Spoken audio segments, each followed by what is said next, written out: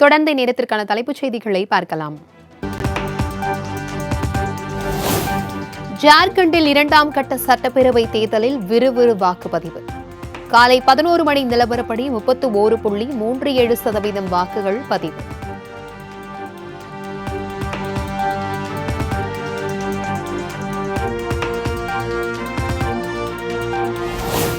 மகாராஷ்டிர சட்டப்பேரவை தேர்தலில் ஆர்வமுடன் வாக்களித்து வரும் வாக்காளர்கள்.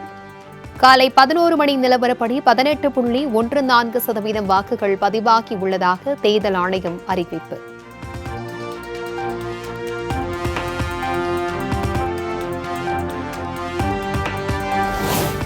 ராமநாதபுரத்தில் வெளுத்து வாங்கி வரும் கனமழையால் பல்வேறு பகுதிகளில் குளம் போல் தேங்கிய மழைநீர். இடுப்பளவு தண்ணீர் தேங்கி நிற்பதால் பொதுமக்களின் இயல்பு வாழ்க்கை பாதிப்பு.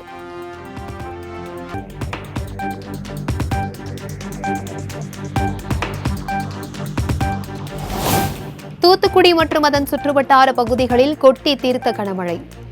அரசு மருத்துவமனை வளாகத்தில் தேங்கிய மழைநீரால் நோயாளிகள் கடும் அவதி.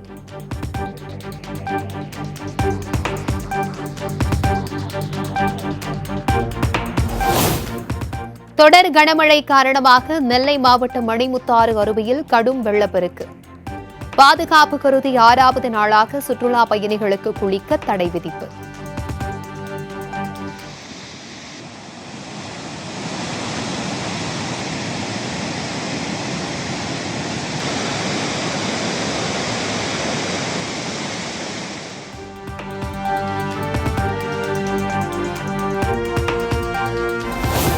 நாகை மாவட்டத்தில் பல்வேறு பகுதிகளில் கொட்டி தீர்த்த கனமழை.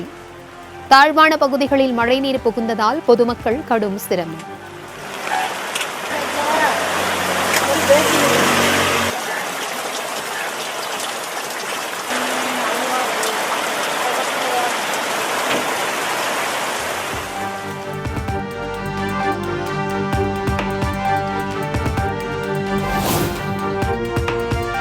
தென்காசி, தூத்துக்குடி, நெல்லை, திருவாரூர் உள்ளிட்ட தென் மாவட்டங்களில் கனமழை.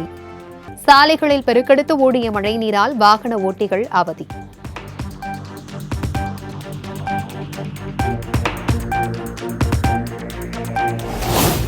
கனமழை எச்சரிக்கை காரணமாக நாகை மாவட்டத்தில் 27 கிராம மீனவர்கள் மீன்பிடிக்க கடலுக்கு செல்லவில்லை.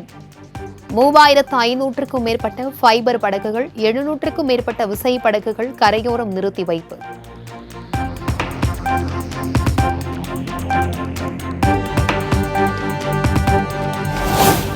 திண்டுக்கல் மாவட்டம் கொடைக்கானலில் பராமரிப்பு இன்றி புதர் மண்டி காணப்படும் அரசு பள்ளி மைதானம். அடிப்படை வசதி செய்து தர வேண்டி மாணவ மாணவிகள் கோரிக்கை.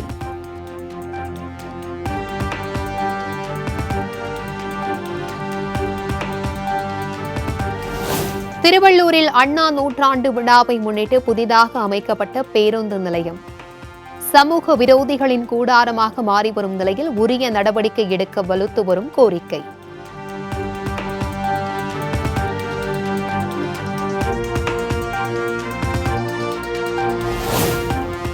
வண்டலூர் பூங்கா நிர்வாகத்தை மேம்படுத்துவதற்கும் வளர்ச்சி பணிகளை மேற்கொள்ளவும் மேம்பாட்டு குழு அமைப்பு.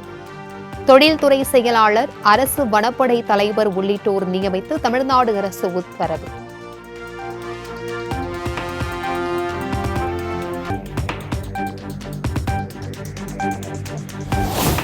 கோவை மாவட்டம் காரமடை நகராட்சியில் 38 லட்சம் ரூபாய் மதிப்பீட்டில் கட்டப்பட்ட பூங்கா. பணிகள் முடிந்தும் காட்சி பொருளாக காணப்படும் பூங்கா பயன்பாட்டிற்கு வருவது எப்போது என பொதுமக்கள் எதிர்பார்ப்பு.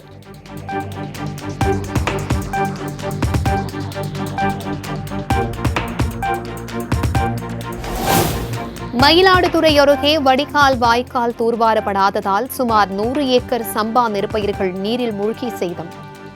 வடிகாலை வாய்க்காலை சீர் செய்து பாதிக்கப்பட்ட சம்பா பயிர்களுக்கு உரிய இழப்பீடு வழங்க கோரிக்கை.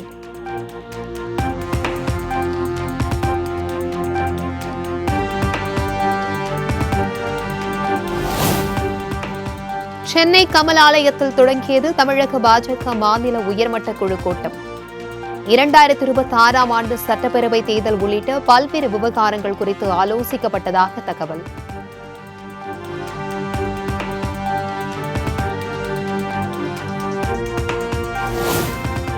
மதுரை அரிட்டாபட்டியில் வேதாந்தா நிறுவனம் சுரங்கம் அமைக்க இதுவரை விண்ணப்பிக்கவில்லை. மத்திய அரசு அனுமதி அளித்த பகுதி குறித்து ஆராய்ந்து வருவதாகவும் தமிழ்நாடு அரசு விளக்கம்.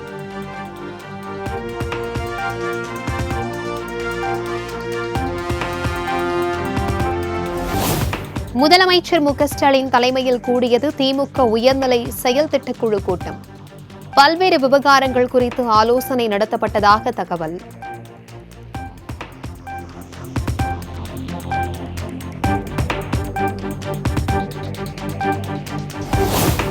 இந்தியை திணிக்கும் மத்திய அரசை கண்டித்து திமுக உயர்நிலை செயல் திட்டக்குழு கூட்டத்தில் தீர்மானம். இலங்கை சிறையில் வாடும் தமிழக மீனவர்களை விடுவிக்க மத்திய அரசு தீவிர நடவடிக்கை எடுக்க வேண்டும் எனவும் வலியுறுத்தல்.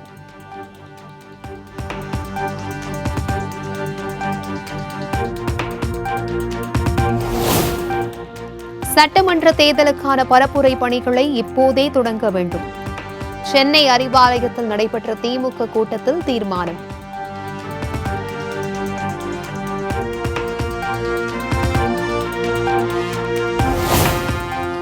நூறு ஆண்டுகளுக்கு முன்பே இன்றைய திராவிட மாடலுக்கு பாதை அமைத்த நீதி கட்சி உருவான நாள் இன்று. உரிமைகளை மீட்டெடுத்து நிலைநாட்டும் பயணத்தில் உழைப்பை செலுத்திடுவோம், வென்றிடுவோம் என முதலமைச்சர் மு.க.ஸ்டாலின் பதிவு.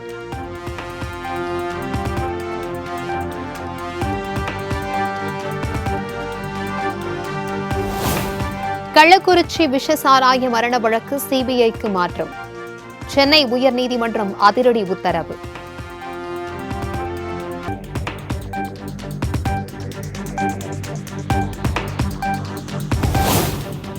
மதுரை மாவட்டம் அரிட்டாபட்டி கிராமத்தில் பொதுமக்கள் போராட்டம். வேதாந்தா நிறுவனம் சுரங்கப்பாதை அமைப்பதற்கு எதிர்ப்பு.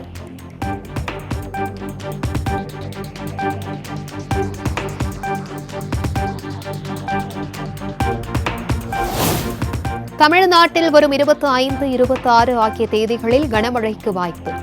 புதுச்சேரி, காரைக்கால் பகுதிகளில் கனமழை பெய்யக்கூடும் என இந்திய வானிலை ஆய்வு மையம் தகவல்.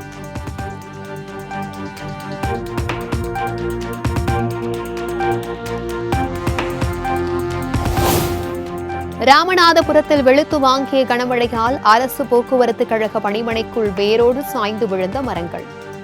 பேருந்துகள் நிறுத்தப்படாததால் பெரும் விபத்து தவிர்ப்பு.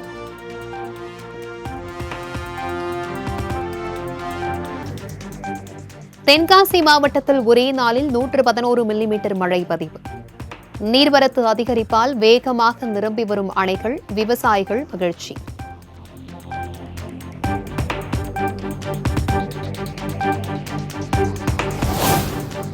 மதுரை வைகை அணையிலிருந்து 2ஆம் கட்டமாக பாசன மற்றும் குடிநீர் தேவைக்காக தண்ணீர் திறப்பு. வினாடிக்கு 500 கனஅடி தண்ணீர் திறந்துவிடப்பட்டுள்ளதால் சீறி பாய்ந்து வரும் ரம்மியமான காட்சி.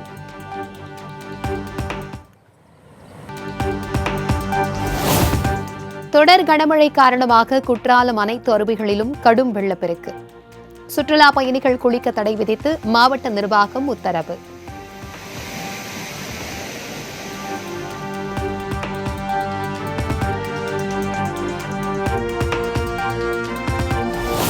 திருக்குறுங்குடி திருமலை நம்பி கோவிலுக்கு செல்ல 2வது நாளாக பக்தர்களுக்கு தடை.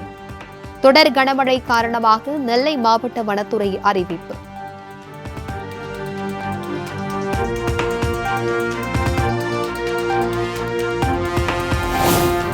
சென்னை விமான நிலையத்தில் 12 விமான சேவைகள் திடீர் ரத்து. திடீர் அறிவிப்பால் பயணிகள் அவதி.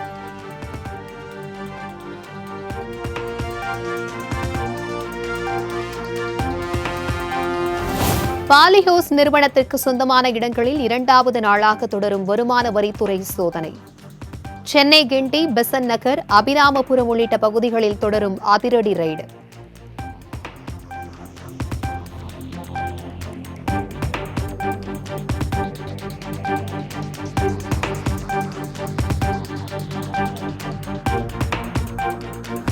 சென்னை வேலப்பன் சாவடியில் உள்ள MRM கன்ஸ்ட்ரக்ஷன் நிறுவனம் தொடர்புடைய இடங்களிலும் தொடரும் வருமான வரித்துறை சோதனை. கோயம்பேடு தென் கொரியர் மாலில் அமைந்துள்ள இன்டர்டச் மெட்டல் பில்டிங்ஸ் நிறுவனத்திலும் 2வது நாளாக ரெய்டு.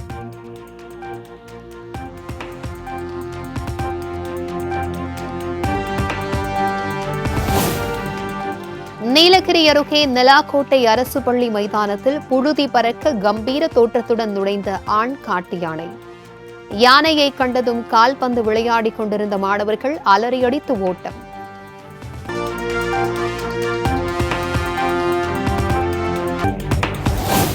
ஆண்டிப்பட்டி அருகே தெருநாய்கள் கடித்து குதறியதில் 25 ஆடுகள் உயிரிழப்பு. உரிய இழப்பீடு தொகை வழங்க வேண்டும் என தமிழ்நாடு அரசிற்கு பாதிக்கப்பட்டவர்கள் கோரிக்கை.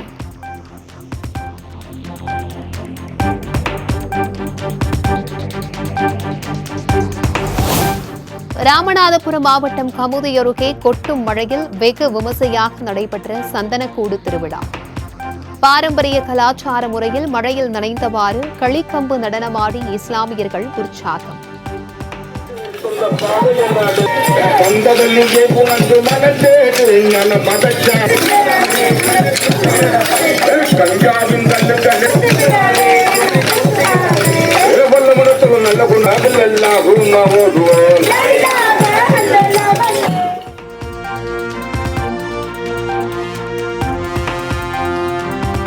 திரையரங்குகளில் ரசிகர்களிடம் பேட்டி எடுக்க யூடியூப் சேனல்களுக்கு தடை விதிக்க வேண்டும்.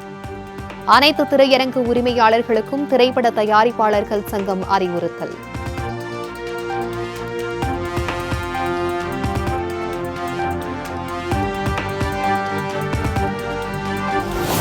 தங்கம் விலை சவரனிற்கு இன்று 400 ரூபாய் உயர்வு.